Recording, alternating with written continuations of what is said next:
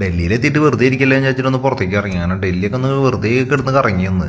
അങ്ങനെ നോക്കുമ്പോൾ ഒരു കേരള റെസ്റ്റോറൻറ്റ് നോക്കുമ്പോൾ അവിടെ പെടപ്പൻ ചട്ടിച്ചോറ് ഒന്നും നോക്കിയില്ല, വേഗം പറഞ്ഞു എന്ത് ടേസ്റ്റ് ഒന്നും പറയുക, കുറേ നാളായി കഴിച്ചൊക്കെ തന്നെ ഉണ്ട്. പിന്നെ പറഞ്ഞു കൊടുക്കാത്ത ടേസ്റ്റിലാണ് ഉണ്ടാക്കിയിട്ടുള്ളത്.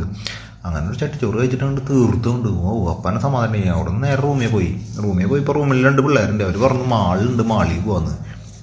ഞാൻ പിന്നെ ഒന്നും നോക്കിയില്ല. ഓക്കെ മാളെങ്കിൽ മാള് പോസ്റ്റെല്ലാം എവിടെ ഇരുന്നിട്ട് അങ്ങനെ നേരെ മാളിക്ക് കിട്ടും. മാളിക്ക് കിട്ടുമ്പോഴാന്ന് വെച്ച് കഴിഞ്ഞാൽ ഇന്നാച്ച പെരുന്നാൾ ദിവസം നമ്മുടെ പിള്ളേരായിട്ട് 2 ആള്. അങ്ങനെ മാളിൻ്റെ ഉള്ളിൽ എന്ന് പറഞ്ഞാൽ വെറൈറ്റി മാളിൻ്റെ ഉള്ളിൽ എന്ന് പറഞ്ഞാൽ ഫുള്ള് ലിക്കറിൻ്റെ ഐറ്റംസ്, ബീർ, എല്ലാ സാധനങ്ങളും കിട്ടുന്ന മാള്. ഞാനാച്ച ആദ്യമായിട്ട് ഇങ്ങനത്തെ ഒരു മാള് കാണണേ, കളർഫുൾ മാളാണ്. നമ്മുടെ അവിടെ നിന്ന് ഇങ്ങനത്തെ മാള് കണ്ടിട്ടേ ഇല്ല. അങ്ങനെ അവിടെ കുറച്ച് നേരം നടന്നു. അങ്ങനെ നോക്കുമ്പോൾ പിള്ളേർ പറഞ്ഞു പോകുമ്പോൾ ഐസ്ക്രീം കഴിക്കാൻ. അങ്ങനെ ഒരു ഐസ്ക്രീമൊക്കെ വാങ്ങിച്ചു. പോകുമ്പോൾ കഴിക്കാൻ നോക്കുമ്പോൾ നല്ല ബീഫ് പറഞ്ഞു, ഇന്ന് ബീഫ് ഉണ്ടാക്കാൻ പറഞ്ഞു. അങ്ങനെ കുറച്ച് ഫ്രഞ്ച് റൈസും കിട്ടി അവിടെ നിന്ന്. അങ്ങനെ ബീഫ് കറി, ചെക്കന്മാരെ നല്ല ഫുഡ് ഉണ്ടാക്കി കേട്ടാ. ബീഫും പരിപ്പൂത്തിയും ചോറും കൂട്ടിയിട്ട് നല്ല പെട ഹായ്.